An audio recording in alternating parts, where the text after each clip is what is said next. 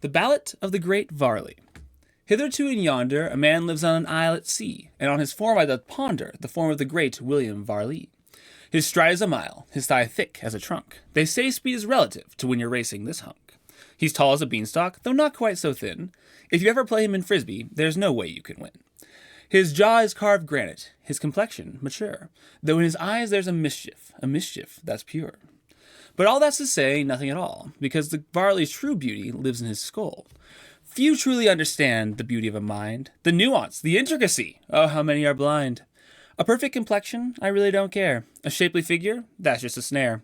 Yet a mind well developed, now that's truly hot. What matters is the curves on your brain, and Varley, he's got a lot. When he cups up the mince, the knife begins to feel dull. When he steps out in the sun, it's eclipsed by his skull. When he stares at a bush, it recognizes him as the sage. And when he goes to a lecture, they give him the stage. But it's not just talent that sets him apart. He also has character, grit, and that's just a start. To encapsulate Varley would be obscene and absurd. To sing every praise would demand every word. Yet it's my hope with this yarn, at least I've conferred, the greatest of Varley, to which I've referred.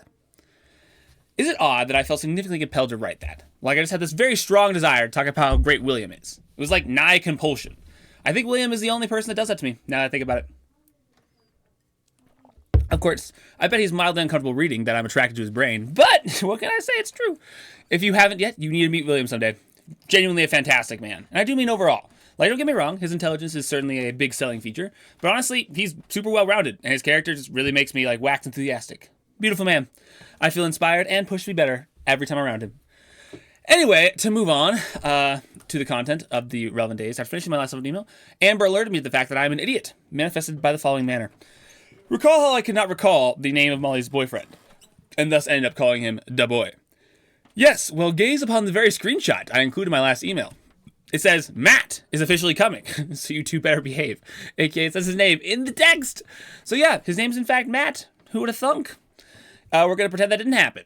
The next day I read my philosophy and ate food. I then met with April and we talked for a few hours and it was really good. However, once I got home, I just stalled because there was this awkward wave of time where I didn't really know what to do with it.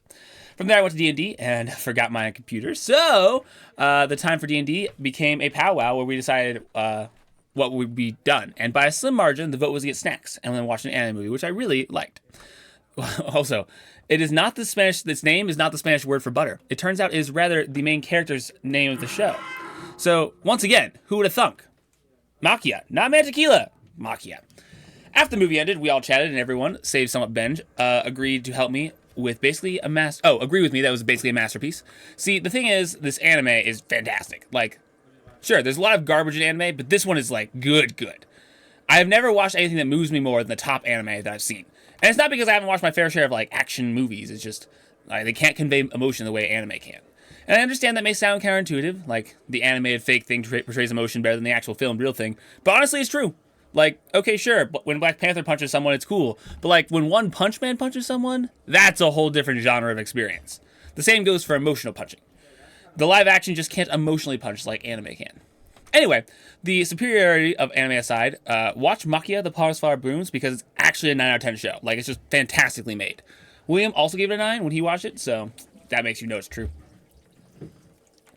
So yeah, we talked about the show some, and then we just talked in general, and then I went home and with my carry-on people in tow, and I slept. The next day, Noah showed up to my house, taking advantage of the intolerant social network, and I read philosophy while he did homework, and then a monumental thing happened. I finished my first anthology! Look at this bad boy.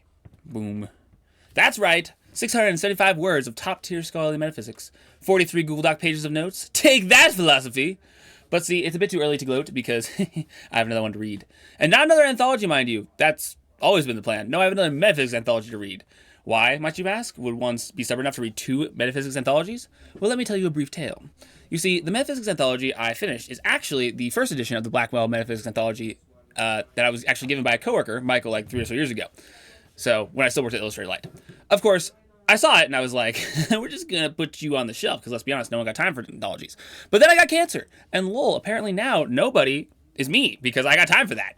And I realized that I should read the metaphysics anthology if I want to gain true mastery over metaphysics. Hence, I bought the easy version of the Blackwell Companion, started reading, and I was like, I already know all this. And so, bereft of good content, I glanced over my shelves and saw the big boy Blackwell Companion, and I was like, all right, let's give this a shot. So I started reading it. And see, I looked it up and I checked its reputability, and it's like the metaphysics anthology. Like there is no higher, more respected work as far as I can tell. So that means I finally reached the very top echelons of philosophy, which is quite exciting.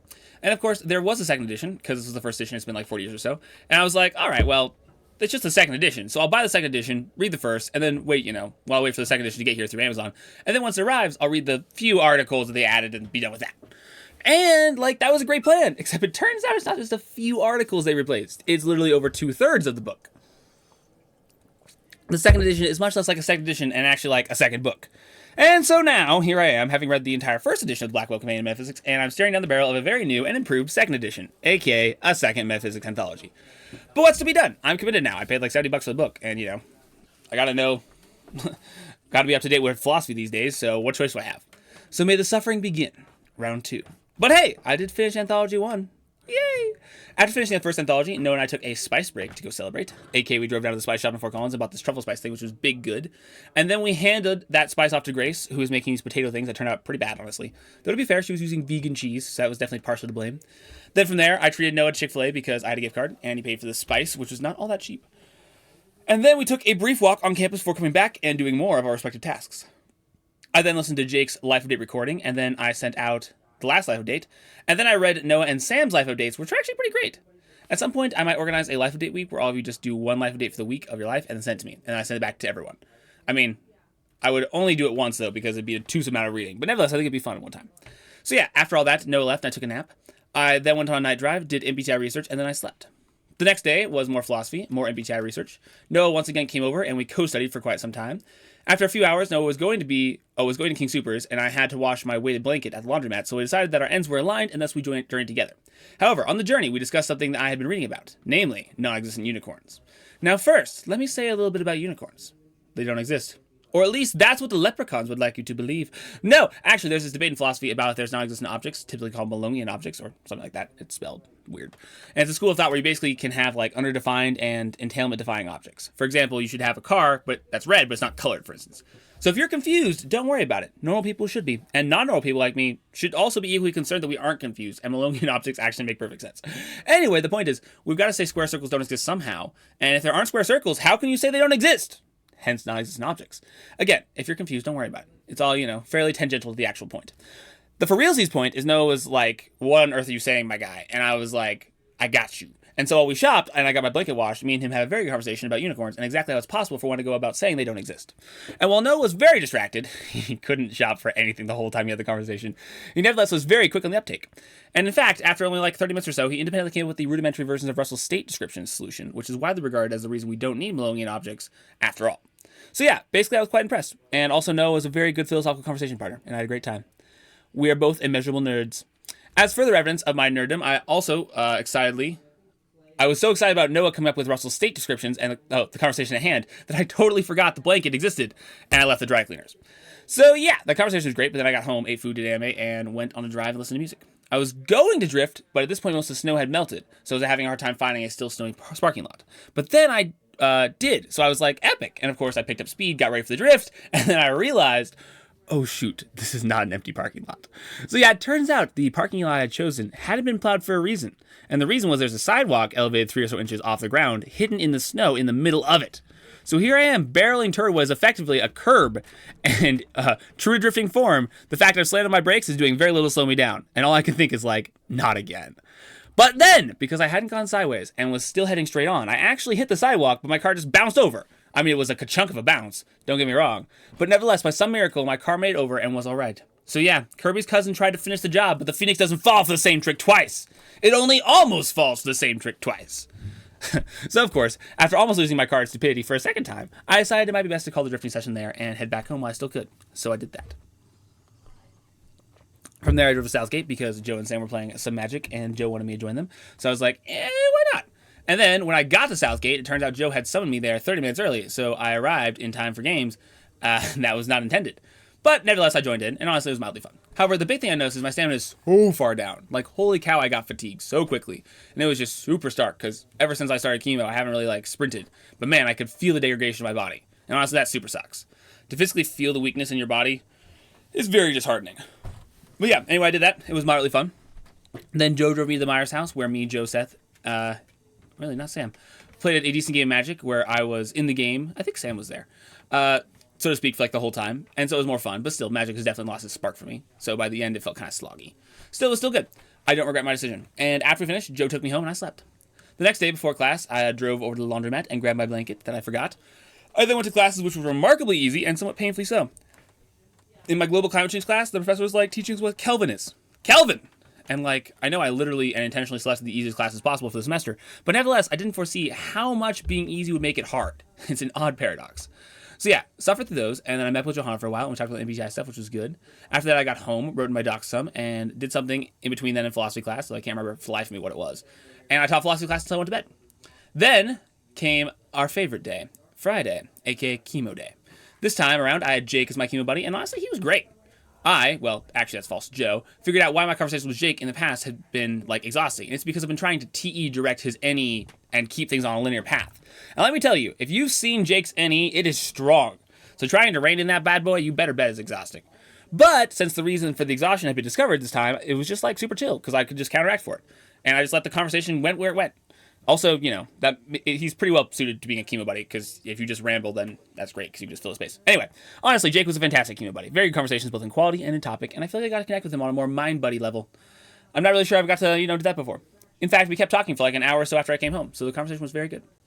Eventually, chemo caught up with me, and I was like, yep, I got to go inside, because I was feeling bad, and our conversation came to a close. From there, I passed the time with anime and baths as my body continued to notice it was poisoned. However, that night, I did do something abnormal, which is I called Cheyenne spontaneously. Cheyenne Wolf. Because we were emailing and I was like, this is so inefficient, can we just call? And so we did, and we chatted about MBTI stuff for a while. After our chat, the verdict is she's an ESFJ. And oh my gosh. Right. My OG, sorry, that's not what I said. My OG guess was her being an ENFJ, but she read the things and was like, an ESFJ is fitting her much more. And I believe it. So that was good. I still felt chemo dead, though, so after we called, I went to sleep. The next day I was fasting, and I still felt nauseous. Probably not as quite as nauseous as the tofu chemo round. That's the worst I felt by far, but still definitely pretty nauseous. I'm likely going to need to start taking my anti-nausea medicine. However, the issue is you aren't supposed to really take them on an empty stomach, so to take them would mean eating my intermittent fasting, and by intermittent fasting I mean short-term fasting, which puts me in a bit of a bind between a rock and a hard place. Well, it will sometime in the future, at the very least. Right now, I'm in between a rock and a very uncomfortable but still malleable, kind of like cold memory foam place. I then read some Nardi's Magic Diamond book, which I think I've commented on before, is a bad book. I took some baths, did MBTI research, and then it came time for me to finally break my fast, and my family brought me sushi, which was a nice change because at this point, Qdoba had been corrupted by the chemo taste. See, I knew this would happen, because all the people online said it would happen, but I now associate Qdoba, particularly the chips and queso, with chemo, so that's gross now. Well, to clarify, the burritos are more neutral. I used to love them, though, and the chips and queso is particularly repulsive. So yeah, it looks like we're moving to the next food to ruin. Sushi. Okay, actually, I should really think about this, because, like, just like the chips and queso, I actually love sushi, so maybe I shouldn't ruin that food. Anyway, we ate sushi, broke our fast. Then Johanna came over, and we talked some, and then Grace and her did something while I took a nap, because lol chemo. Once I awoke, she was gone, and the family did Funime, started Season 2 of Link Click, and man, I've got to say, Season 2 has a fire intro. Like, holy cow, super cool looking and very original. Link Click could turn out to be one of those really good animes. We'll have to see. After that, I read some philosophy, and then Grace and I went on an FI ramble, and I decided I'm going to at least try and then Grace went on an FI ramble. I didn't go on an FI ramble. I decided I'm going to at least put in some effort to try and get her to health, because, even though she's an FI user, I suspect it'll be much harder than working with FE users, I think it's feasible. So yeah, she asked me, it's not like I just decided that spontaneously. She asked me to help her, so that's the given context. But anyway, I helped her with her FI stuff for a while that night, and then I went to bed. The next morning, I had church, but instead of D&D, I went to some old person's house in Loveland for Molly's Cambodia send-off. See, she got an internship with Sir Manton's Purse and is going to be doing writer promotional work based on the stories on the ground. So, honestly, pretty interesting. Here's a picture of us in the gathering I took from the floor. At the gathering, it was fine, largely interesting. I only kind of talked to Molly and Cable, which was a touch sad, but, I did my friend duty and attended. Once I got home, I took a nap, once again, because chemo. And then I had great potato soup over at Neo and Sydney's. From there, since Sydney had an MS appointment the next day, me, Alan, Neo, and John all researched the available treatment options and their side effects for an hour or so. I'm not sure we actually turned to anything particularly new that Sydney didn't already know, but still, I think she found the show support valuable, if nothing else. After that, I had a very direct and clear conversation with Sydney about the state of affairs between us. The truths were not all pleasant, but I feel like we communicated really well, and in a loving, though not the intended vibe, like, not a vibe loving, but, intention loving way. Anyway, the conversation ended around 11, and I got home and ate some green tea mochi as I watched some anime and went to sleep. The next day, I begun to feel mostly better. Chemo starts to clear up for me around like Monday. I read philosophy for a few hours, did Funame, took a walk, and listened to Person Hacker. And then once I got back, Grace, Johanna, and I walked to Five Guys, and I finished my exposition of the MBTI. We ate fries, walked back, and then Grace got quite irritable, so we decided it'd be best to call it for the day. But even still, I basically got through everything. So I officially deemed Grace and Johanna graduated from Alex's School of MBTI Mastery. Not saying they've achieved mastery, mind you, but rather that if by some miracle they actually remember all the things I told them, then, they would know as much as I do. I then talked with Johanna for a bit before she left, and then from there I joined D&D, remembering my computer this time. However, D&D definitely felt off. Neo and Benj were gone, and I could tell people weren't feeling it, so we kind of decided it'd be a good time to do a combat one-shot, which my beautiful golem was killed. And then from there, we roleplayed our characters as we purchased, they purchased random, we actually roleplayed our characters as we purchased random ingredients from Walmart to make our dish. Now I, being the DM, had no character to play, thus I turned to my trusted favorite, theyless of Eridan. And while at first my gregarious play acting, as a know-it-all wizard, was well received, I think people definitely got tired of that character by the night's end. Yeah, I had a great time though, it was for what it was worth. However, the whole experience and a few others did make me consider if I actually have a vice of arrogance. Because, see, I come across as arrogant often. However, at least historically, I've only seen myself as coming across as arrogant, not actually being arrogant. The question at hand, though, is if I'm actually genuinely viciously arrogant. So at this point in time, I started doing some introspection and soul searching to see where my heart was at with that. So yeah, did some work on that, and then I went to sleep. The next morning, I did more introspection. Then I had all my super easy classes, which I slogged through. I then stared at people for 30 minutes for an assignment for one of my classes, and then I talked with Ben about MBTI stuff for quite some time. I then ate food and went to Ratio. And see, at Ratio, I then requested the aid of Alan to help me investigate the issue of arrogance, because in most cases, it's really helpful to have an outside perspective giving you input and grounding you when you're trying to deal with what could potentially be a sin issue. And because Alan is great, he agreed. Hence, we whiteboard fought on whether or not I was in fact arrogant, and honestly, it was really good. As for our conclusions, here's what we got. First, arrogance is a tough notion as it's not straightforwardly clear exactly what it means. We decided to work with a definition that was vaguely along the lines of a view of superiority to one's values over others, but obviously that's not rigorous. And see, arrogance is also quite close to things which I don't see as vicious, such as confidence or, acknowledgement of objective achievement, e.g., I ran a 6-minute mile. It seems, however, that the common denominator, at least as far as we saw it, of what made arrogance is that self-understanding of value superiority. So that's what we went with. As for if I view myself in that way, the general conclusion after an open examination of my internal states and the vast majority of time is no. Like, I'm not saying I never slip into genuine arrogance. I think it does happen to me on a rare occasion. But the vast majority of times, I'm just efficient, pragmatic, and goal-oriented. Insert another word that makes it feel like I don't care about you because you're not worth my time. And that, unfortunately, often conveys, I think I'm better than you, when that's not strictly speaking true. So if any of you felt that, just know that no, I don't actually think I'm more valuable than you, and I'm sorry if I come across that way. I've already started working on trying to, tone down my self-confidence vibe just so people don't get the wrong idea. And hopefully I can make some progress in that area. But yeah, overall, self-examination was really good. And I'm really grateful for Alan's input because because there was some serious conflicts of interest when you're trying to examine your own intentions, if they're vicious or not. And without him, I doubt I would have had the ability to see myself as clearly or come to a conclusion I can rest in. So yeah, we did that. It was really good. And then at the end, he gave me this book on philosophical motives of being to read, which I took home with me. From there, I just did a bit more work on the arrogance thing, watched some anime, and then went to sleep.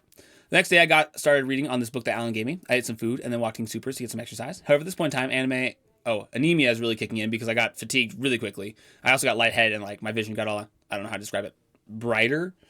You know how when you start to get lightheaded, everything just seems kind of out of focus, unclear? You can still see, but the world seems, brighter and kind of fuzzy. I don't really know how to convey this state. This is one of the few times it's happened to me. But during that walk, until I took a break, that was just how things were. And may I just say, feeling my body degrade like this has been really rough for me. I definitely value my athleticism, and that's a big part of how I interact with the world and how I see myself. So not being able to run and, getting tired walking of all things, that's super sucky. So yeah, probably it's going to get worse as chemo goes on, and I've got 5 more seconds to go. So some prayers in that domain would be well appreciated. Anyway, watching Supers, bought chips, and then I walked back while listening to Personality Hacker podcasts. I then read philosophy, took a nap, and I talked with William, the conversation that inspired his ballot, before writing said ballot and then going to sleep. Thursday, I woke up, did Funame, had classes, and did most of my homework during said class, though music class I actually paid attention. See, it really says how I absolutely know nothing about music, that when the teacher is explaining what a scale is, that's news to me. Don't get me wrong, the different musical prodigies in my life have at various points tried to explain this all to me, but it hasn't really stuck. And honestly, I was actually interested as the teacher was talking about the difference between major and minor chords and stuff. She gave a demonstration using the Happy Birthday song, and man, that song sounds depressing if you play it in minor. So yeah, essentially what I'm saying is, unlike all my other classes, I'm actually learning stuff in my music appreciation class, which again attests to my immense ignorance in this area. And I think it's actually instilling in me appreciation for music. So to that degree, to the degree that at some point I might be actually interested in learning a thing or two. Now, to be fair, at the moment I'm more undecided. Like, sure, music is kind of cool, but why bother learning to play an instrument if it'll take exorbitant amounts of time to get good at it and it doesn't really bring much objective merit into the world? I'm already surrounded by musical gods, and it would be 100% comparing myself to them as well. Like, it seems like one of those scenarios where I either have to hardcore commit and swear that by the sweat of my toil I shall surpass even the musical gods up on Olympus. Johanna and Sydney would be torn asunder by my musical prowess. Or it's one of those cases where I just look up at Olympus and the arduous, like, kind of pointless journey that would await me to get there, and I go back to farming potatoes. And yeah, so I was like, yeah, thanks, no. And don't get me wrong, I'm a great potato farmer. It is most of the time that I'm pretty happy doing that too. Because, like, lol, you can also eat potatoes. They're productive. And what good are aesthetically pleasing sounds anyway? But still, there's a part of me, a sliver of a muse, that sees the gods as they play their pianos and French horns up in the clouds, and I'm like, I must arise even above them.